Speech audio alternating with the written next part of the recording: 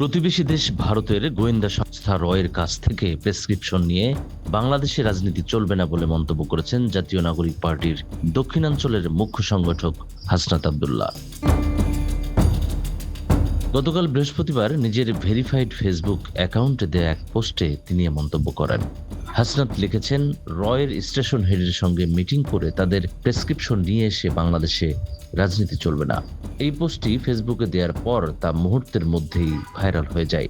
Share, like, কমেন্টের ঝড় তোলেন নেটিজেনরা। অনেকে এই পোস্টে বিরূপ মন্তব্য করেন, পাশাপাশি অনেকেই হাসনাতের পক্ষ নিয়ে তাদের বক্তব্য কমেন্ট শেয়ার করেছেন। বান্ডেল থাকলে প্রতি সেনমানিতে টাকা বাঁচবে। বিকাশ সেনমানি বান্ডেল কিনে জিতুন প্রতি লেনদেনে।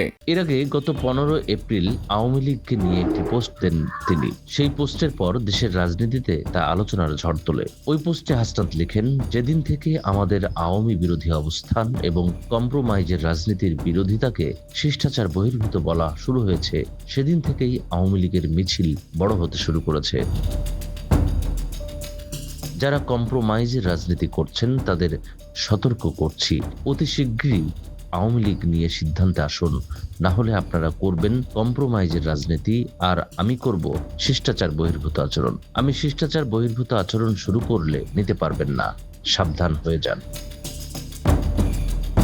নিউজ ডেস্ক, আমাদের সময়।